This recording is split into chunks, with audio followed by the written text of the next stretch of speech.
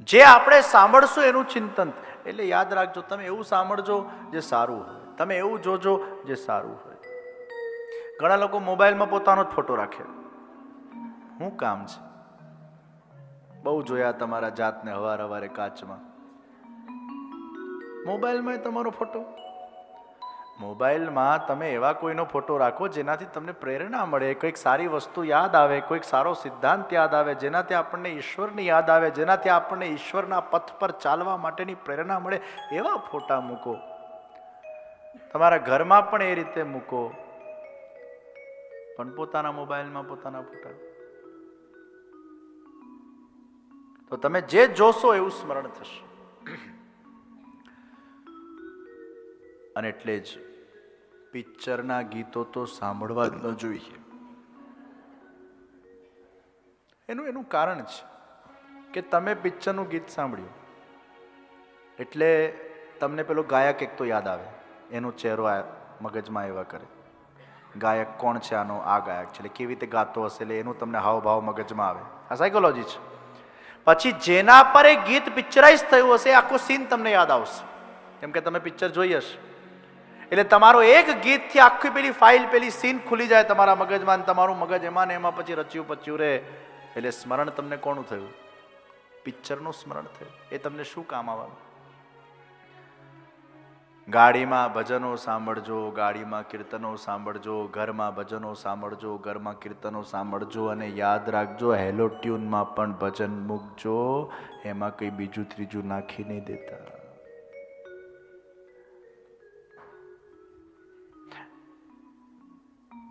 આજે પૂજનીય શ્રી જીજીની બહુ સુંદર ભજનોની pen drive, એનું આપણે વિમોચન કરવા જઈ રહ્યા છે. અને એનું નામ છે શ્રાવણી ધારા.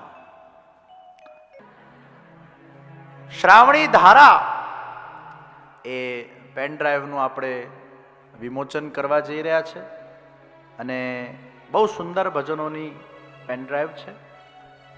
અદ્ભુત ભજનો કમ્પોઝ સુંદર રીતે કરેલા છે. એ આપને આજે સર્વને બહુ ઓછો સ્ટોક લાવ્યા છે, પણ આપને પ્રાપ્ત થશે. તો આપણે શું સાંભળીએ છીએ એ બહુ અગત્યનું છે. અને એટલે જ રાજા પરીક્ષિતને શુકદેવજીએ કીધું, તું પ્રભુનું ધ્યાન કર.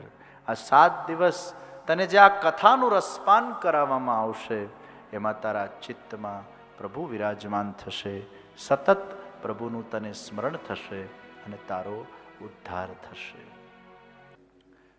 દ્વિતીય સ્કંદના અંદર શુકદેવજી મહારાજે પરીક્ષિત રાજાને બહુ સુંદર ધ્યાન વિધિ બતાડી છે અને વિરાટ સ્વરૂપનું દર્શન કરાવડાવ્યું. આ ભગવાનનું વિરાટ સ્વરૂપ કેવું છે? આખા જગતને ભગવદ રૂપ જોવા માટેની જે દૃષ્ટિ, એ બહુ સુંદર દૃષ્ટિ આપણને શુકદેવજી મહારાજે આપી છે. આ વિશ્વ પરમાત્માનું સ્વરૂપ છે. ભૂલોક ઉપર આ 7 માળ અને નીચે 7 માળ, આ 14 માળનું બિલ્ડિંગ છે. ઓમ ભૂઃ ઓમ ભુવઃ ઓમ સુવઃ ઓમ મહ ઓમ જન ઓમ તપ ઓમ સત્યમ ઓમ તત્સવિતુર્વરેણ્યમ ભર્ગો દેવસ્ય ધીમહિ ધિયો યો ન પ્રચોદયાત. 7 માળ ઉપર, 7 માળ નીચે.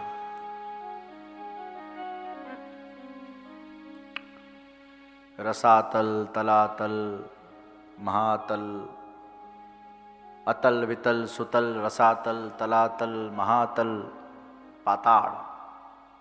આ 7 નીચે, તો 7 ઉપર ને 7 નીચે, એટલે 14 લોક. મનુષ્ય જ્યારે સત્કર્મ કરે છે ત્યારે ઉર્ધ્વ ગતિ પામે છે, અને મનુષ્ય જ્યારે દુષ્કર્મ કરે છે ત્યારે અધોગતિ પામે છે.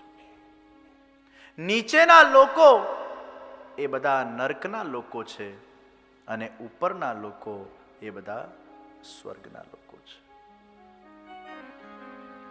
જેને બહુ પુણ્ય કામ કર્યા હોય છે સ્વર્ગમાં જાય છે, અને સ્વર્ગનું પુણ્ય એનું ક્ષીણ થાય એટલે પાછા એ ભૂતલ પર આવી જાય છે. ઘણા એવા તપસ્વીઓ, એવા યોગીઓ, એ લોકો મહરલોક, સત્યલોક, તપલોકમાં જાય છે કે જ્યાં જઈને એ લોકો પોતાની સાધના કરે છે. એવા ઘણા જ્ઞાનીઓ, યોગીઓને એ લોક પ્રદાન થાય છે જ્યાં એમને પરમ શાંતિનો અનુભવ થાય છે અને એ તપ કરે છે.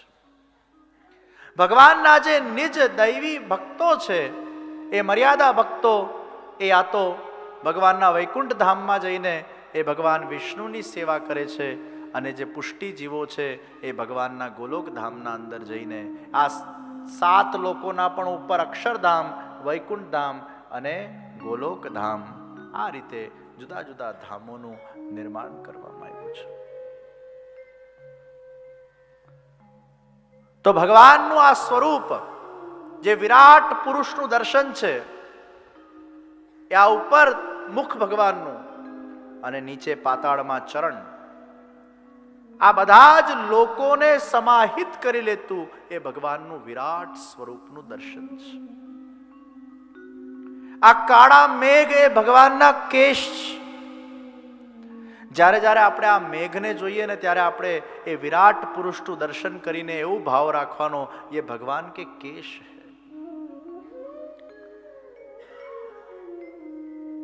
આ નદીઓ એ ભગવાનની નાડીઓ છે. સૂર્યનો ઉદય અને સૂર્યનું અસ્ત એ ભગવાનના આંખનો નિમેષ ને ઉન્મેષ છે. આ વાયુની ગતિ એ ભગવાનનો શ્વાસ છે. ઘણીવાર જ્યારે આમ બહુ વાવાઝોડા ચાલતા હોય ને ત્યારે મને એમ થાય કે ભગવાન ક્યાંક ભસ્ત્રિકા કરતા લાગે છે. આમ જોર જોરથી શ્વાસો લેતા હોય તો આ વાવાઝોડા આવી જાય. તમે વિચાર કરો, ભગવાનની એક જોરથી આમ ડીપ બ્રેથ લે ને એમાં આખું આ સૃષ્ટિ તહેસ મહેસ થઈ જાય. તો આ વાયુની ગતિ એ ભગવાનનો શ્વાસ છે. આ વૃક્ષો એ ભગવાનના રૂવાટા છે. જેમ આપણા રૂવાટાને કોઈ આમ જોરથી ખેંચે તો આપણને કેટલો કષ્ટ થાય, એમ વૃક્ષોને જે કાપે એ ભગવાનને કષ્ટ થાય છે. વૃક્ષો એ ભગવાનના રૂવાટા છે. ભગવાનના એક એક અંગનું ધ્યાન, અને જે ભગવાનમાં આપણી આસક્તિ હોય, જે કોઈ પણ આપણા ઈષ્ટદેવ હોય, એમનું નિત્ય સવારે આ પ્રમાણે અને આ પ્રકારે આપણે ધ્યાન કરી શકીએ છીએ. આ ધ્યાનથી આપણને ખૂબ જ શાંતિ મળશે. આપણા ત્યાં નિરાકાર શૂન્યનું ધ્યાન નથી, આપણા ત્યાં સાકાર ભગવાનના સાક્ષાત સ્વરૂપનું ધ્યાન છે. ભગવાન સર્વત્ર વિદ્યમાન છે, અને દ્વિતીય સ્કંદના અંદર ચતુશ્લોકી ભાગવત, જેમાં ભગવાન સ્વયં પોતાનું પ્રમાણ આપે છે कि मैं हूं, और ये भगवान के ही शब्द है कि मैं हूं. ભલે કોઈ ભગવાનને માને ન માને જુદી વાત છે, પણ ભગવાન સ્વયં પોતાના જાતને પ્રમાણિત કરે છે. અહમેવા સમેવાગ્રે નાન્યથ્યત સદસત્પરમ પશ્ચાદહમ યદેતચ્ચ યો વશિષ્યેત સોસ્મ્યહમ ઋતેર્થમ ન પ્રતીયેત ચાત્મની તદ્વિદ્યાદાત્મનો માયા યથા ભાસો યથા તમઃ યથા મહાંતિ ભૂતાની ભૂતેષુ ચાવચેષ્વનુ પ્રવિષ્ટાન્ય પ્રવિષ્ટાની તથા તેષુ ન તેષ્વહમ એતાવદેવ જિજ્ઞાસ્યમ તત્વ જિજ્ઞાસુનાત્મનઃ અન્વય વ્યતિરેકાભ્યામ યત સ્યાત સર્વત્ર સર્વદા. આ ચતુશ્લોકી ભાગવત એ ભાગવતનું બીજ છે, તમે આ 4 શ્લોક સાંભળી લીધા એટલે ભાગવતજીનું એ બીજનું ફલ તમને મળી લીધું. આમાંથી જ ભાગવત પ્રગટ થયું છે. અને આ ભગવાનના શબ્દો જ અન્વય વ્યતિરેકના સિદ્ધાંતથી અગર ધુવાડો છે તો અગ્નિ હોય જ. જો ધુવાડો ન હોય તો અગ્નિ છે કે નહીં એ પ્રશ્નાર્થ થઈ જાય. ભગવાન છે કે નહીં એનું પ્રમાણ શું? અગર આ સૃષ્ટિ છે એ જ એનું પ્રમાણ છે કે આ સૃષ્ટિને બનાવનાર ઈશ્વર પણ છે. ભગવાન કહે છે આ સૃષ્ટિ મેં બનાવી છે અને હું બધે જ વસું છું. સર્વત્ર મારી પ્રતીતિ થાય છે. કણકણમાં મારો વાસ છે. અને એટલે જ સૃષ્ટિ જ એ ભગવાનનું સૌથી મોટું પ્રમાણ છે.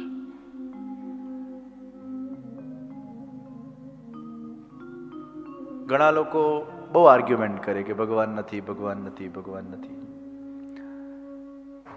અને એ લોકોનું જન્મ ભગવાનની ભક્તિ માટે થયું પણ નથી હોતું. ભગવાન વિચાર કરે ડોલરભાઈ કે આ બધાને ક્યાં ગોલોકધામમાં ગર્દી કરવી, આટલા બધાને ગોલોકધામ આપી દઉં. કેમ કંતેશભાઈ? બધા ન પાય. અને એટલે જ ભગવાને ગીતામાં બહુ સરસ વાત કરી. આસુરીમ યોનિમાપન્ન મૂઢાઃ જન્મની જન્મની મામ અપ્રાપ્યેવ કૌન્તેય. આસુરીમ યોનિમાપન્ન. આ જેટલા નાસ્તિકો જે ભગવાનને નથી માનતા ને એ બધા આસુરી યોનિ વાળા છે, મૂઢ, અજ્ઞાની. ઈશ્વર કહે છે કે હું જ નથી ઈચ્છતો કે આ મને માને. એ મને માને કે ન માને એ તો જુદી વાત છે, પણ હું જ નથી ઈચ્છતો કે આ મને માને. કારણ કે આને મારે મોક્ષ આપવો જ નથી, આને મારે મારું ધામ આપવું જ નથી, તો આને મારે ભક્તિ આપવાની જરૂર શું છે? અને બધા ભક્તિ કરતા થઈ જશો તો મારે ગોલોકધામમાં સાચવવા ક્યાં? આ રોટેશન તો ચાલવું જોઈએ ને. આ દુનિયા ચાલશે ક્યાંથી? બધાને મોક્ષ મળી જશે તો અમુક લોકો એવા જોઈએ જે આ બધા ઇન્વેન્શનો કરે, રોકેટ બનાવે, પ્લેન બનાવે, ફોન બનાવે, ગાડી બનાવે. અને એવા સાયન્ટિસ્ટો પણ જોઈએ કે જેનું મગજ આ બધામાં જ ચાલતું હોય, મારામાં ન લાગતું હોય, મારામાં નહીં લાગે તો આમાં લાગશે. એનું જ્ઞાનમાં નહીં પણ વિજ્ઞાનમાં મગજ લાગશે. એનું ધર્મશાસ્ત્રમાં નહીં પણ આ વિજ્ઞાન શાસ્ત્રમાં એનું મગજ લાગશે. તો આ બધું કામ પણ જરૂરી છે. એટલે કોઈ ભગવાનને ના માનતું હોય ને તમારે ચિંતા જ નહીં કરવાની. આ પ્રવાહી જીવ છે, એ નથી માનતો એમાં ઈશ્વરની ઈચ્છા છે, પણ પ્રયાસ કરવાના. પ્રયાસથી હાથ નહીં ધોઈ બેસવાનું, કારણ કે આપણે ત્રિકાલ દ્રષ્ટા નથી, આપણને ખબર નથી કે ખરેખર આમાં કયો જીવ છે. મેં એવાય લોકો જોયા છે 80 વર્ષે પરિવર્તન આવ્યું છે. મેં એવાય લોકો જોયા છે કથા શ્રવણ કરીને નાસ્તિક આસ્તિક બની ગયા છે. મેં એવાય લોકો જોયા છે જેમના જીવનમાં 360 ડિગ્રી ચેન્જીસ આવી ગયા છે. પહેલા આપણને લાગે આ કેવા હતા અને હવે કેવા થઈ ગયા, આમ આપણને કલ્પના ના આવે. પ્રયાસ કરવાનો. તો આવા જે લોકો પછી બહુ આર્ગ્યુમેન્ટ કરે ને, એટલે મને પછી છટકવાનું. એટલે એ લોકોને હું કહી દઉં કે જો ભાઈ, તારે ખરેખર ભગવાન જોવા હોય ને તો વૃંદાવનમાં સેવા કુંજમાં રાત રહી જા, તન ભગવાન દેખાઈ જશે. છેલ્લે આ જ કહેવાનું, તમારે બધાએ કહી દેવાનું. આવું બહુ જ કોઈ ભગવાન માટે થઈને આર્ગ્યુમેન્ટ્સ કરે ને એટલે તમારે પછી કહી દેવાનું, વૃંદાવનના સેવા કુંજમાં રાત રોકાઈ જા, તન ભગવાન દેખાઈ જશે. તો એક વ્યક્તિ તૈયાર થઈ ગયો. એટલે મેં કીધું સાઈડ ઇફેક્ટ પણ જાણી લેવી કોઈ ગોળી ખાતા હોઈએ તો. મને કે શું સાઈડ ઇફેક્ટ છે? મેં કીધું અત્યાર સુધી જેટલા લોકો રોકાયા છે પાછા નથી આવ્યા. મને કે કોણ રિસ્ક લે આવું? અમારો તો બાલ બચ્ચા પરિવાર સાથે. પણ મેં કીધું તું ક્યાં ભગવાનને માને છે?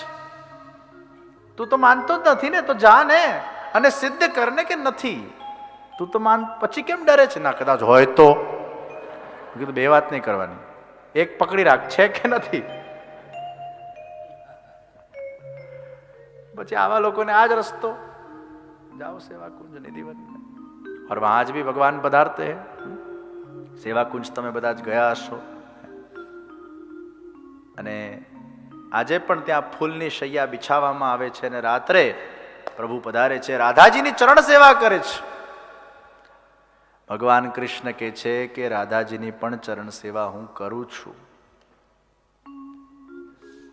એટલે પત્ની જ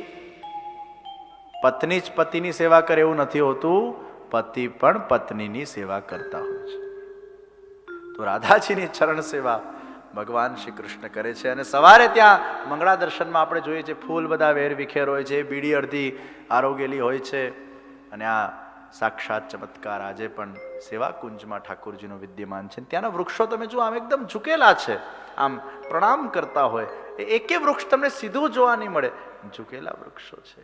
वो भगवान की साक्षात सेवा का धाम सेवा कुंज है। બદ્રીનાથના અંદર આજે 6 મહિના અખંડ જ્યોત પ્રગટ કર્યા પછી જ્યારે પટ બંધ થાય છે, અને ત્યાં કહેવાય છે કે 6 મહિના નારદજી સેવા કરે છે, 6 મહિના સુધી એ જ્યારે પટ બંધ થાય ત્યારે ઘી ભરાયું હોય એ માંડ 3 કે 4 દિવસ કદાચ ચાલે, પણ જ્યારે 6 મહિના પછી પાછા પટ ખુલે છે એ ઘી લબાલબ ભરેલું હોય છે। કોણ ભરવા જતું તું અંદર એ ઘી? भगवान का आज भी साक्षात चमत्कार वहां विद्यमान है।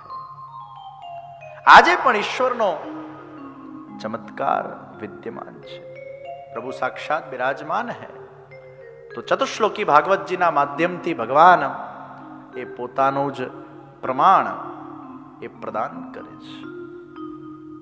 દ્વિતીય સ્કંદને આપણે બધા જ ભાવપૂર્વક પ્રણામ કરીએ તે પહેલા આજ દ્વિતીય સ્કંદમાં ક્રમ મુક્તિ અને સદ્યો મુક્તિ, જેમ મેં પૂર્વમાં વાત કરી કે ક્રમાનુસાર વ્યક્તિની મુક્તિ થાય। કોઈક વાર તમે પ્રેત યોનિમાંથી, પિતર યોનિમાંથી પછી 7 લોકને પસાર કરતા કરતા તમારા કર્માનુસાર તમે આગળ વધતા જાઓ, યા તમારું પાછું જન્મ થાય વગેરે। અને યા સદ્યો મુક્તિ, એવા જે અમુક ભગવાનના સાધકો હોય છે, અહીંયા મરે અને તરત એમનો મોક્ષ થઈ જાય। એવા જે પુષ્ટિ જીવો હોય છે, તાદૃશી જીવો હોય છે, એ પણ અહીંયા મર્યા અને બીજા જ ક્ષણે એ ભગવાનના ધામમાં પહોંચી જાય છે। એમને આ ક્રમોમાંથી પસાર થતા થતા થતા થતા એ લાંબી યાત્રામાં જવું પડતું નથી। તો જે ભગવાનના એકદમ સાચા ભક્તો છે, ભોળા ભક્તો છે, પ્રભુના એકદમ નિકટના જીવો છે, એ લોકોને આ લાંબી યાતનાઓમાંથી કે યાત્રામાંથી પસાર થવું પડતું નથી। એ સીધા ભગવાનના ધામમાં પહોંચી જતા હોય છે। અને એટલે જ આપણે કહીએ છીએ કે નાના બાળકોનું જ્યારે મૃત્યુ થાય છે, 2, 3 કે 4 વર્ષના બાળકોનું મૃત્યુ થાય, એ બિચારા એટલા ઇનોસન્ટ હોય છે, એ કોઈ ગયા જન્મના કોઈક સાધકો હોય છે, ભગવાને ખાલી 2 કે 3 વર્ષ માટે એમને જન્મ આપ્યું હોય છે, કોઈક સાધના અધૂરી રહી ગઈ હોય છે, તો એવા બાળકોનું પણ તરત મોક્ષ થઈ જતું હોય છે। કારણ કે એમનામાં કોઈ ઈર્ષા નથી, કોઈ દ્વેષ નથી, કોઈ વિકાર નથી, કોઈ અટેચમેન્ટ નથી, કોઈ વાસના નથી, અને તરત એમની ઠાકોરજી એ ગતિ કરી લેતા હોય છે। ઘણા એવા અમુક રિટાયર્ડ, મેન્ટલી રિટાર્ડેડ સંતાનો પણ હોય છે, અને એ પણ કોઈક નાના મોટા દોષોને ભોગવવા માટે આ સંસારમાં આવતા હોય છે, અને એ લોકોનું પણ ચિત્ત બહુ શુદ્ધ અને પ્યોર હોય છે। બિચારા ભલે મોટા થયા હોય પણ એમનું મન એ બાળક જેવું હોય છે। તો ઠાકોરજી એવા જીવોનું પણ કદાચ કંઈક નાના મોટા અપરાધના કારણે એ ભોગવવા એમને આવવું પડ્યું, પણ એમનો પણ ઠાકોરજી ઉદ્ધાર કરતા હોય છે। ઘણા જન્મજાત બ્લાઇન્ડ હોય છે, એવા લોકો પણ ક્યાંક કંઈક ભોગવવા આવતા હોય છે, એવા લોકોને પણ ઠાકોરજી નિશ્ચિત એમનો પણ કંઈક ઉદ્ધાર કરતા હોય છે। તો કદાચ તમારા જીવનમાં કોઈ ડિફેક્ટ આવી છે, એ કોઈક કારણસર, કોઈ ગયા જન્મના બેકલોગના કારણે આવી હશે, અને આ જન્મમાં કદાચ એને ભોગવવાનું લખાયું હશે એટલે આપણે ભોગવીએ છીએ, પણ ઠાકોરજી આપણો ચોક્કસ એમાં ઉદ્ધાર કે કલ્યાણ પણ કરતા હોય છે। તો આ રીતે જુદા જુદા પ્રકારના એ ક્રમ મુક્તિ, સદ્યો મુક્તિની વાત દ્વિતીય સ્કંદના અંદર જણાવવામાં આવી અને વૈષ્ણવ ધર્મનો ઉપદેશ એ આપવામાં ભાગવત વૈષ્ણવાનામ ધનમ, એ વૈષ્ણવોનું ધન છે. અને આ ભાગવતના માધ્યમથી જાત નાતના ભેદભાવ વગર કોઈ પણ વ્યક્તિ આનું શ્રવણ કરી શકે છે. ભાગવત શ્રવણ કરવામાં કોઈને આપત્તિ નથી. कोई पण जात नो होय, कास्ट नो होय, कोई पण होय, सब श्रवण कर सकते हैं और सबका उद्धार हो सकता है. और यही वैष्णव धर्म है. અને આ જ વૈષ્ણવ ધર્મને વલ્લભાધીશ મહાપ્રભુજીએ પુષ્ટિ માર્ગમાં ગ્રાહ્ય કર્યું.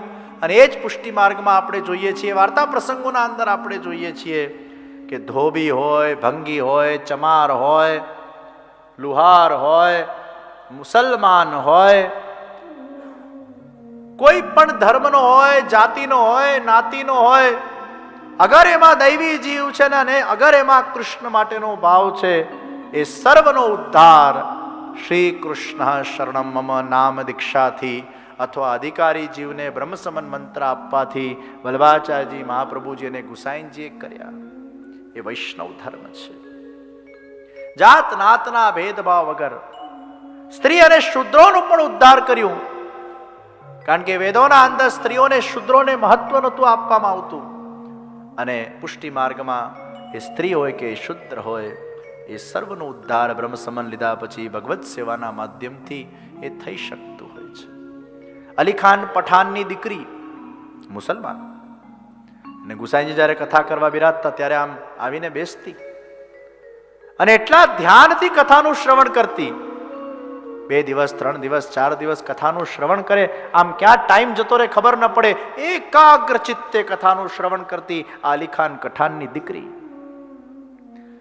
ચોથા દિવસે ગુસાઈનજી કથા ચાલુ ન કરી. બધા વૈષ્ણવ प्रतीक्षा करवा लाग्या. प्रभु हम सब समयसर आ गए हैं, अब आप अपनी वाणी का हमें लाभ प्रदान कीजिए. गुसाईनजी के ना पेली हजी अली खान ની દીકરી નથી આવી ને, I can not start my કથા. બધા વૈષ્ણવ અંદર અંદર વાતો કરવા લાગ્યા. એવી તો પેલી મુસલમાનની દીકરી કઈ મોટી ધ્યાનથી સાંભળતી હશે, એવું એકાગ્રતા એનામાં આપણા કરતા વધારે. અને આવું એકાદ બે લોકોને વાત કરતા ગુસાઈનજી સાંભળી લીધું. એ દીકરી આવી ગઈ એટલે દીકરીને પછી ગુસાઈનજીએ પૂછ્યું, ચાલ પહેલા દિવસે મેં શું કથા કરેલી, બીજા દિવસે શું કથા કરેલી, ત્રીજા દિવસે શું કથા કરેલી.